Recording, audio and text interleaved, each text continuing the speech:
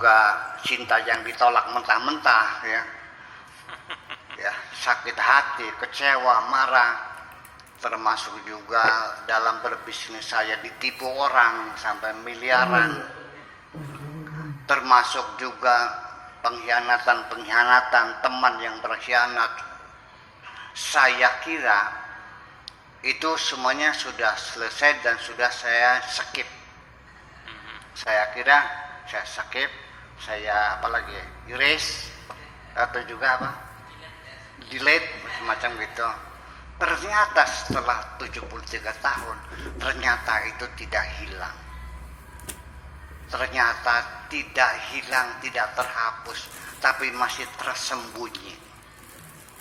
Masih nyumput, masih ngumpet di dalam al-aqlul lawa'i, dalam akal tidak sadar kita, dalam otak tidak sadar, atau al-aqlul lawa'i, atau alam bawah sadar. Ternyata masih ada, dan itu seringkali muncul tiba-tiba, dan seringkalinya di malam hari ketika saya dalam kekosongan itu muncul seperti saya menonton film.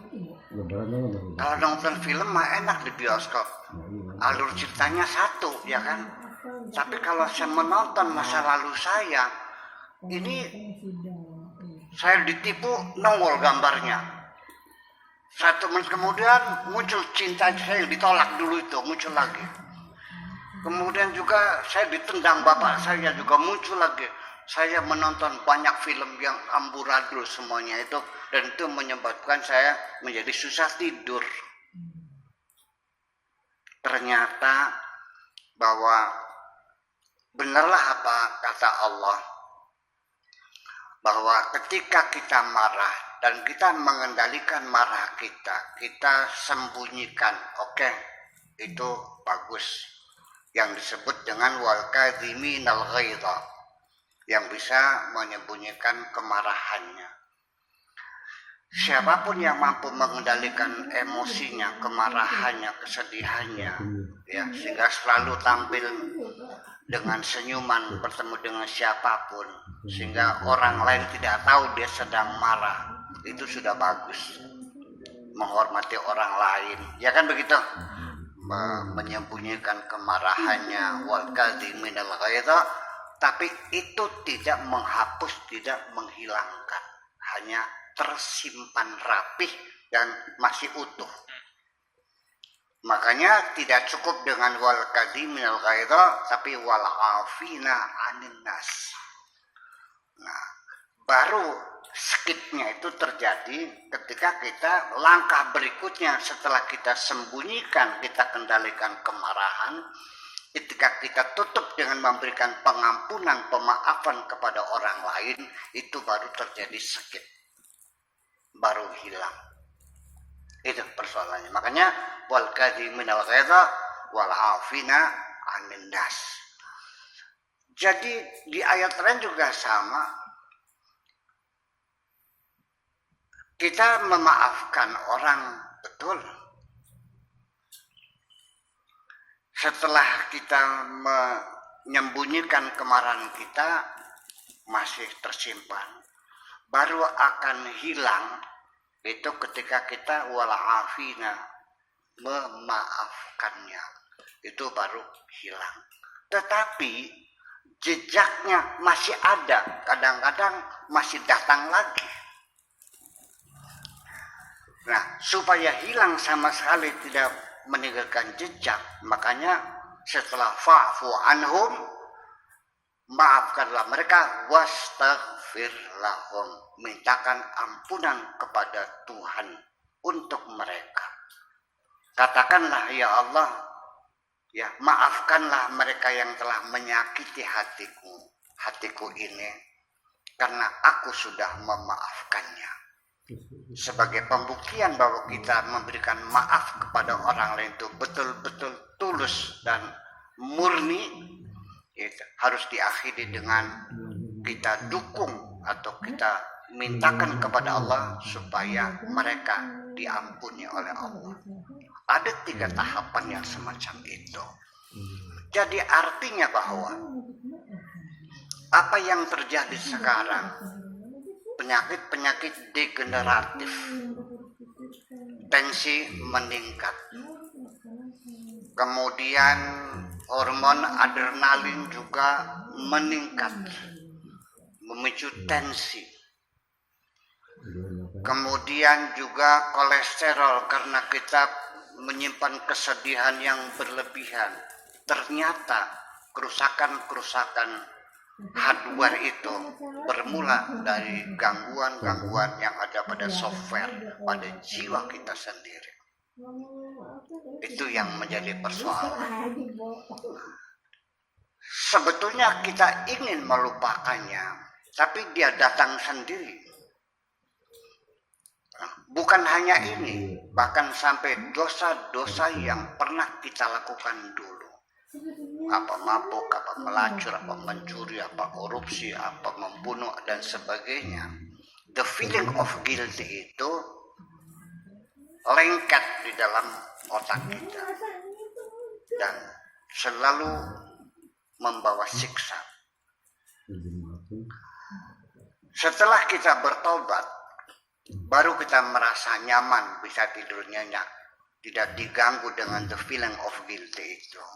Tetapi orang yang sudah bertobat, sudah 20 tahun tidak ngadu jago lagi, sudah 10 tahun tidak melacur lagi, apa dikiranya selesai?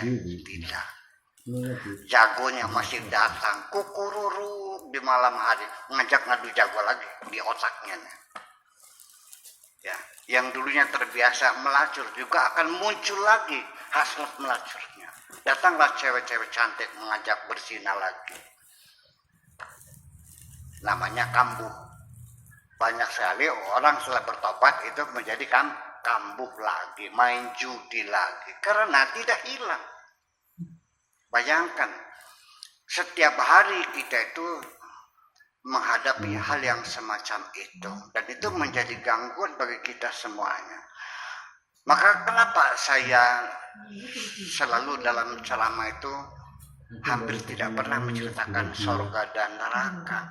Saya bercerita sorga di dunia dan neraka di dunia lebih mudah dipahami daripada saya cerita sorga yang nanti. Ya, siksa itu adalah penderitaan yang kita alami setelah kita melakukan dosa-dosa. Dan surga di dunia itu adalah kedamaian, kebahagiaan yang dapat kita rasakan selama di dunia setelah kita banyak berbuat kebaikan-kebaikan kepada sesama. Itu yang lebih real.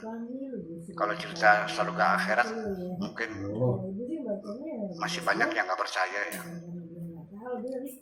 Iya kan, nggak kelihatan sih, tidak bisa dibuktikan. Saya juga tidak bisa membuktikan surga di akhirat, tapi surga di dunia saya bisa membuktikannya kok. Ya, dengan kajian-kajian yang ilmiah. Ya, silahkan kalau perlu panggil para psikiater, mari kita diskusikan. Ada nggak surga dunia? Ada kedamaian. Di dunia lahap. Di dunia lahap, makanya lahap, badannya sehat, rezekinya lancar, temannya banyak, istrinya sayang, anaknya lucu-lucu, apalagi.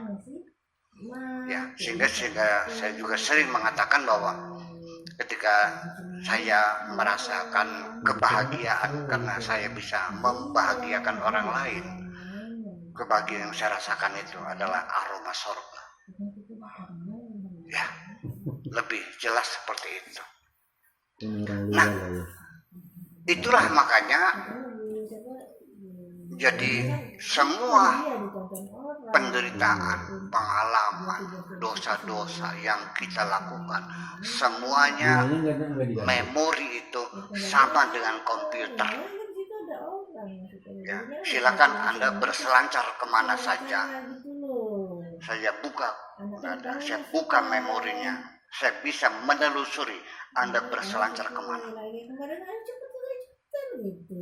Itulah makanya terekam semuanya dan dihitung oleh Allah. Allah itu begitu cepat menghitungnya.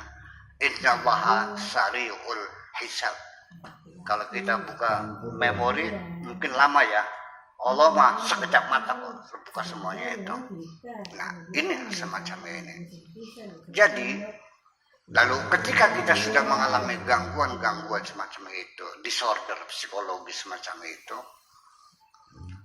satu-satunya ya kita melakukan konsultasi dengan psikiater, atau juga dilakukan reprogramming lagi barangkali, ya kan, kepada para ahlinya supaya kita bisa membersihkan jiwa kita dari kotoran-kotoran, dari dosa-dosa semacam itu yang menimbulkan siksa ini. Salah satunya nanti akan dianjurkan, yaitu kita untuk bertoleransi, berjiwa besar, siap memaafkan kesalahan orang lain. Orang yang telah menipu kita ya sudah kita maafkan. Orang yang dulu menghina kita sudah kita maafkan. Cinta kita yang ditolak dengan sangat kasar sekali ya sudah kita maafkan. Tetapi muncul pertanyaan berikutnya, ya bagaimana Pak Kiai, hatiku udah sakit. Iya, rasanya tidak puas kalau tidak membalas dendam itu. Terus keluar lagi dalilnya, al-ainu bil aini, wal anfu bil anfi, wal udhunu bil udhuni. Mata dibayar mata, telinga dibayar telinga, hidung dibayar hidung. Saya kira ketika Anda masih menggunakan dalil itu, Anda jangan bercerita tentang perdamaian di dunia ini.